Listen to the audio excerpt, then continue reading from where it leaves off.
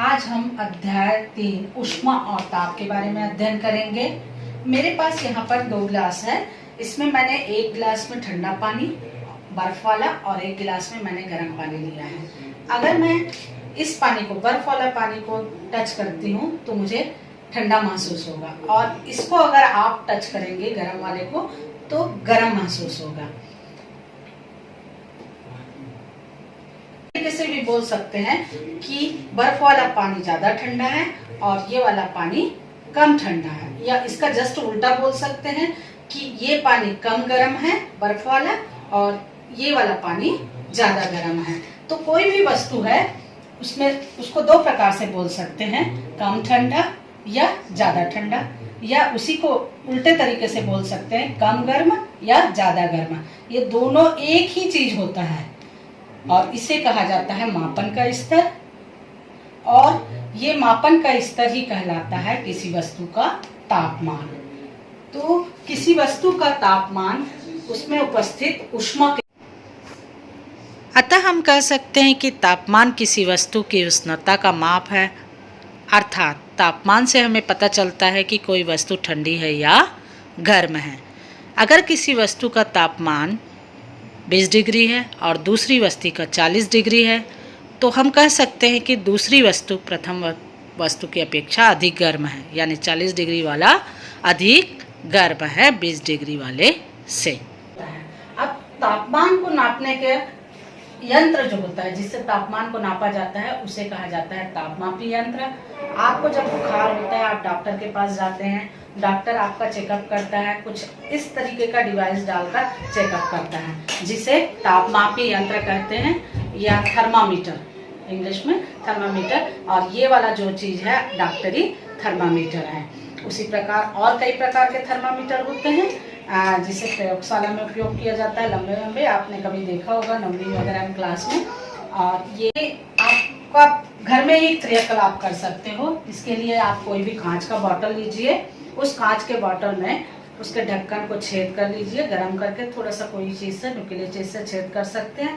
उसमें एक स्ट्रॉ लगा दीजिए और जो छेद है उसके चारों ओर कोई भी ग्लू, आटा वगैरह लगा के उस छेद को पूरी तरीके से, ताकि हवा ना जा सके, ऐसे उसको कर सकते हैं। और उसके बाद इस जो बॉटल है उसमें आधा बॉटल पानी डाल दीजिए और स्ट्रॉ को थोड़ा सा बॉटल के तली में टच नहीं होना चाहिए। अब उसके बाद आप इस बॉटल को अच्छे से पकड़े रहिए, बहुत देर पकड़े रहेंगे, बहुत देर, तो आपके जो शरीर की गर्माहट है उसके कारण जो इसमें उपस्थित हवा है उसमें थोड़ा सा दबाव, प्रेशर बनेगा, हवा गर्म होगी और उस गर्मी के कारण पानी का स्तर जो है स्ट्रॉ से थोड़ा सा ऊपर बढ़ जाता है। यही सिद्धांत के आधार पर जो थर्मामीटर है काम करता है। तो इस कोई भी थर्मामीटर है उसमें मर्क्यूरी या कुछ यहाँ पर लगा रहता है। जब उसको गर्म किया जाता है तो, या शरीर का गर्मी जब उसमें चढ़ता है तो वो उसकी कैपिलरी ट्यूब होती है, उस केशिका नली बोलते हैं, उसके द्वारा वो ऊपर चढ़ता है और वो रीडिंग के अनुसार आपका बुखार वगैरह पता करते हैं। तो जैसे आप जाते हो डॉक्टर के पास, आपको 100 डिग्री बुखार है या 100 मीटर की संरचना देख लेते हैं। इसमें एक बल्ब होता है जिसके तापमान मनुष्य का 37 डिग्री सेंटीग्रेड रहता है थर्मामीटर, और 42 डिग्री सेंटीग्रेड इसका अंतिम बढ़ते जाता है केशिका नली के द्वारा, और हर एक डिग्री सेंटीग्रेड के बीच में 1 डिग्री सेंटीग्रेड को प्रदर्शित करता है। कुछ है ये जो तापमापी यंत्र है, इसमें 3 प्रकार का पैमाना होता है, mainly Celsius,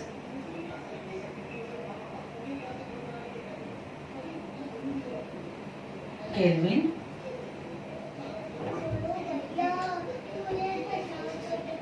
Fahrenheit.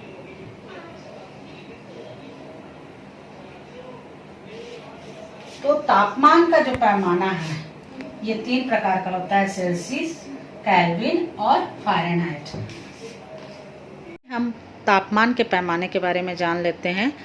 Celsius, kelvin, जहाँ से बिंदु स्टार्ट होगा वो कहलाएगा परम ताप। जिस ताप पर पानी बर्फ में बदलता है वह कहलाता है गलनांक बिंदु, और जिस ताप पर पानी उबलता है वह कहलाएगा क्वथनांक बिंदु। यहाँ पर पहला वाला है केल्विन स्केल, दूसरा है सेल्सियस स्केल, तीसरा है फ़ारेनहाइट स्केल। केल्विन का परम ताप है 0, सेल्सियस का परम ताप है -273, फ़ारेनहाइट का है -460। वहीं गलनांक बिंदु है केल्विन का 273, इसका सी का है 0 और फ़ारेनहाइट का 32। क्वथनांक बिंदु है 373, 100 और 212।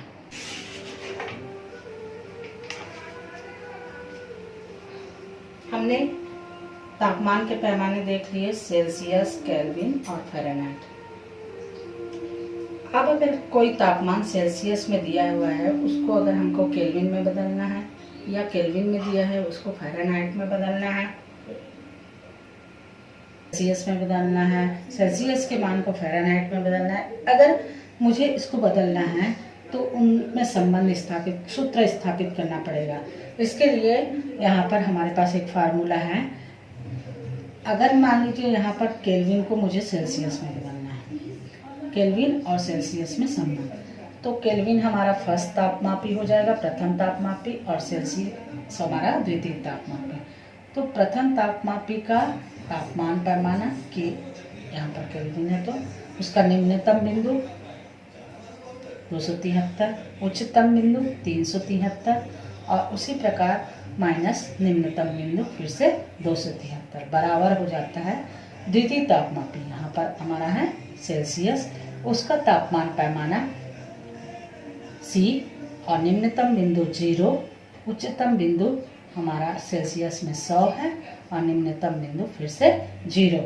इस फार्मूले में हम रख के इसका दोनों के बीच संबंध स्थापित करते हैं। तो केल्विन का तापमान पैमाना K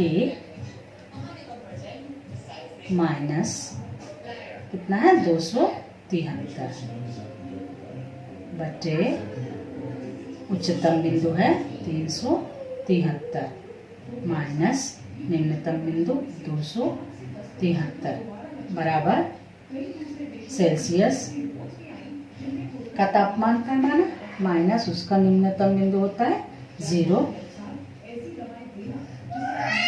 उच्चतम बिंदु होगा 100, फिर से उसका निम्नतम बिंदु होगा 0। इसमें हम हल करते हैं K माइनस 273 बटे 373 में 273 घटाएंगे तो आ जाएगा 100 बराबर C में 0 घटाएंगे C और 100 में 0 घटाएंगे तो 100। ये दोनों 100 है तो कट जाएंगे। तो यहाँ पर हमारा दोनों के बीच संबंध आ गया K माइनस 273 बराबर C। इस फार्मूला के द्वारा हम केल्विन पैमाना को सेल्सियस में या सेल्सियस पैमाना को केल्विन में बदल सकते हैं। केल्विन का जो भी मान दिया रहेगा उसको 273 से घटा देंगे तो हमको सेल्सियस मान मिल जाएगा। उसी प्रकार अगर मुझे केल्विन का मान निकालना है तो ये 273 इधर चला जाए। मुझे अगर फ़ारेनहाइट को सेल्सियस में बदलना है तो उनके बीच संबंध में सबसे पहले सेम यही फार्मूला का हम रखते जाएंगे। प्रथम तापमापी हमारा फ़ारेनहाइट हो जाएगा और द्वितीय तापमापी हमारा सेल्सियस हो जाएगा। फ़ारेनहाइट का तापमान पैमाना हो जाएगा F, इसका निम्नतम बिंदु है 32, उच्चतम बिंदु है 212, निम्नतम बिंदु उसका 32 घटा देंगे बराबर सेल्सियस का तापमान पैमाना C माइनस 0, उच्चतम बिंदु 100 माइनस 0। अब इसको हल करेंगे। F माइनस 32, 212 में 32 घटा देंगे 180 आ जाएगा बराबर C में 0 घटा दिए, 100 में 0 घटा दिए 100 आ जाएगा। 100 को इधर पक्षांतरित करेंगे 100 ब्रैकेट में आपका आ जाएगा F माइनस 32 बटे 180 80, शून्य शून्य कट गया, 2 पंचे 10, 2 निया 18, यहाँ है C/100 C। तो इस तरीके से हमारा फार्मूला आ रहा है 5/9 ब्रैकेट में है आपका F माइनस 32 बराबर C। इस फार्मूला के द्वारा फ़ारेनहाइट तापमान को हम सेल्सियस में या सेल्सियस तापमान को फ़ारेनहाइट में बदल सकते हैं। यहाँ पर हम फ़ारेनहाइट तापमान का रख देंगे, सेल्सियस प्राप्त हो जाएगा। उसी प्रकार अगर हमको सेल्सियस तापमान को फ़ारेनहाइट में बदलना है तो यहाँ पर मान रखिए सेल्सियस और फ़ारेनहाइट तापमान को ज्ञात कर सकते हैं। अतः हमने फ़ारेनहाइट और सेल्सियस में संबंध के द्वारा 2 सूत्र ज्ञात किए, C बराबर 5/9 F माइनस 32 और F बराबर 9/5 C/32। इनके द्वारा हम C और F का मान निकाल लेंगे। केल्विन और सेल्सियस पैमाने में संबंध ज्ञात किए हैं, K बराबर C/273 और C बराबर K माइनस 273। तो इन चारों सूत्र के द्वारा हम केल्विन, सेल्सियस और फ़ारेनहाइट का मान